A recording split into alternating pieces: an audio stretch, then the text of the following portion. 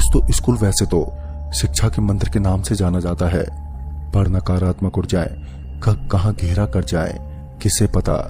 इसी तरह आज की कहानी है एक स्कूल की, जो इतनी दिल दहला कर रख देने वाली है कि इसे अकेले सुनना भी बहुत ही मुश्किल है।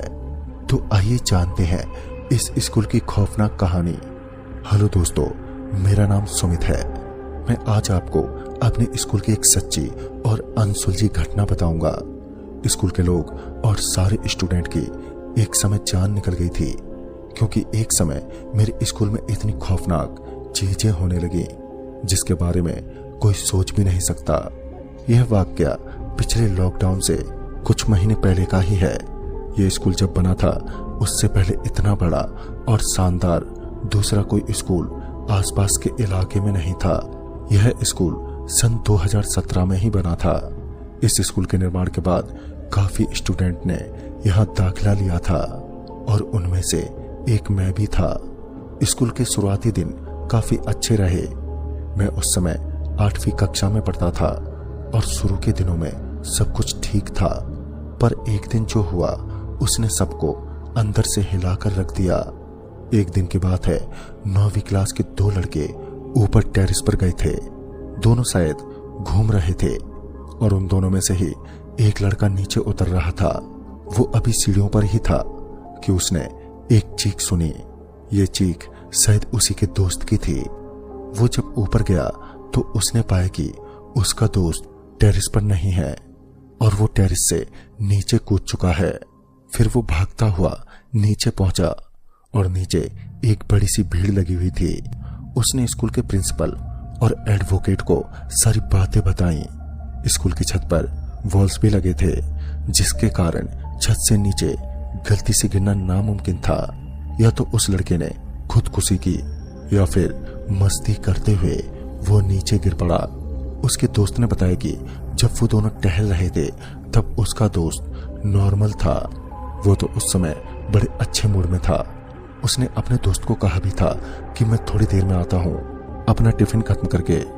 ये सब वाकई बड़ा अनसुलझा सा क्वेश्चन था सभी के सामने।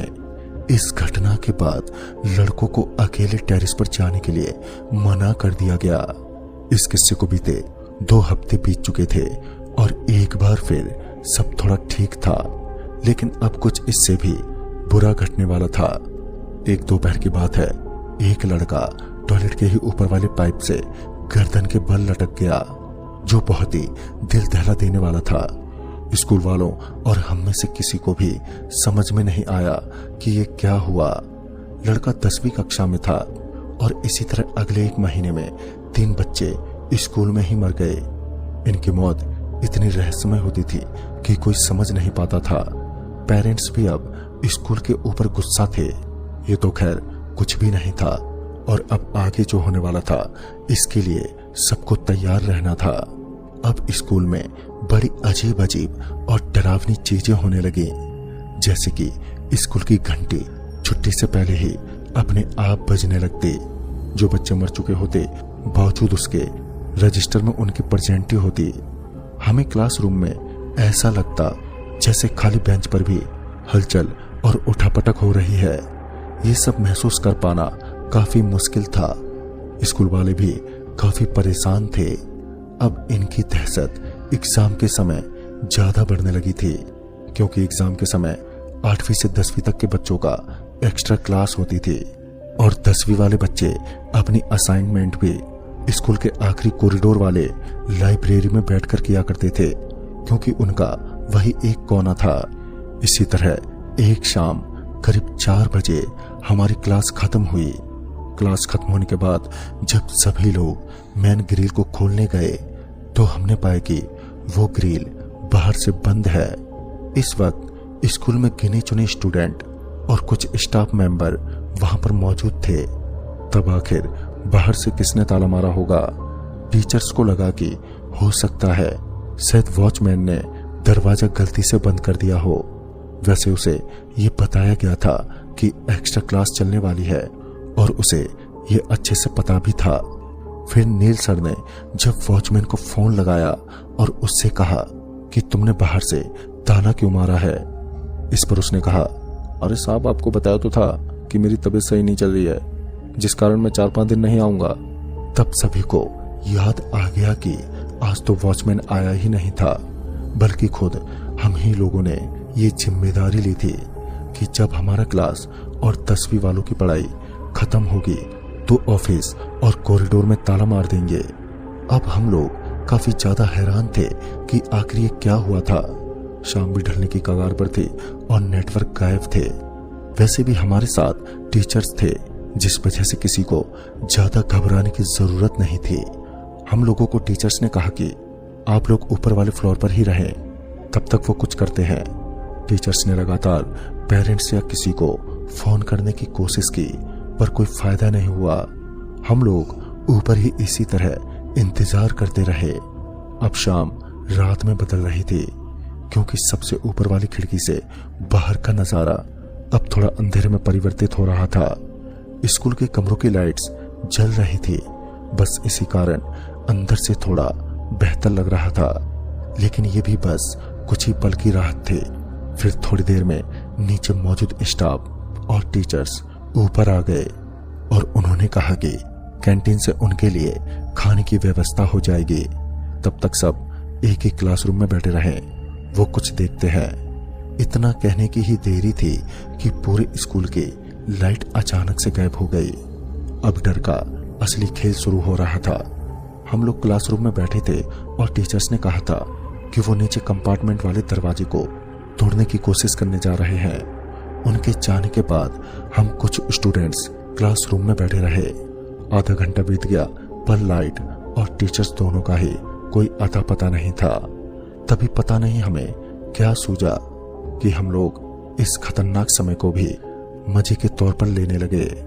मेरा एक दोस्त बोला, चलो भूत का कोई गेम खेलते हैं यार, किसमें कितनी हिम्मत है, जो अभी नीचे जाकर वापस आए, जो ऐसा करेगा उसे सब लोग 10-10 रुपए देंगे। इस पर कुछ गिने चुने लोग तैयार भी हो गए। अनमोल नाम का लड़का, जो शायद 10वीं में था, वो उठा और बोला, तुम लोग 10-10 रुपए रेडी रखो, मैं तुरंत गया और आया।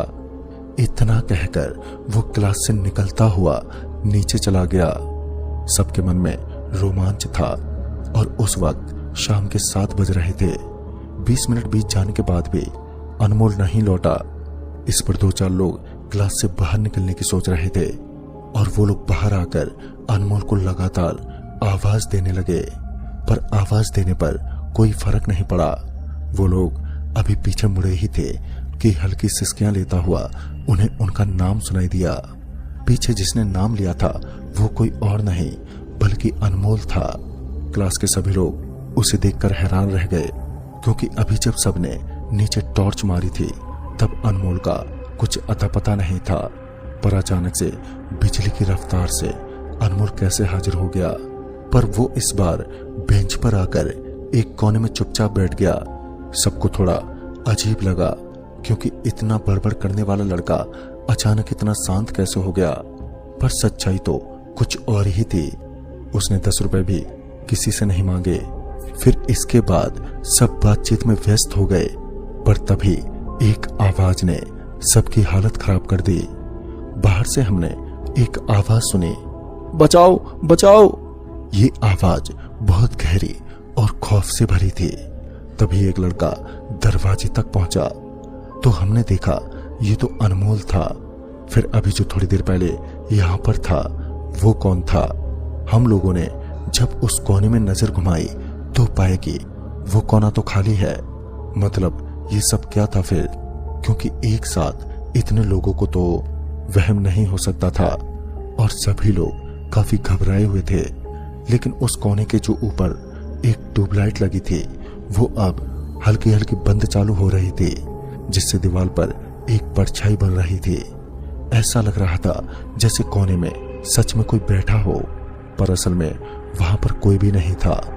अनमोल डरते डरते सबको बताने लगा कि नीचे टंकी से वापस आते वक्त वो टॉयलेट में गया था। वहां उसने देखा कि एक लड़का टंकी पर चढ़ के मस्ती कर रहा है।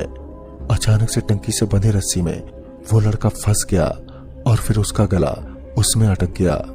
टंकी से इतने समय तक फंसे रहने के कारण उस लड़के ने तड़प तड़प कर दम तोड़ दिया। तभी अनमोल को किसी ने झटका दिया जिससे वो होश में आ गया। वो अंदर से बुरी तरह से कांप रहा था और उसे अब वही लड़का ऊपर की तरफ खींच रहा था। पर किसी तरह अनमोल ने समय रहते ही भागना शुरू किया और बड़ी मुश्किल से वो बच पाया। वो इतना ही कह रहा था कि दरवाजा अपने आप बाहर से बंद हो गया और ये सुनते ही अब क्लास के सभी लोग और भी ज्यादा डर गए। क्लासरूम की लाइट चालू बंद हो रही थी। बेंच अपने आप जगह बदल रहे थे और खिड़की के बाहर से तेज हवा आ रही थी।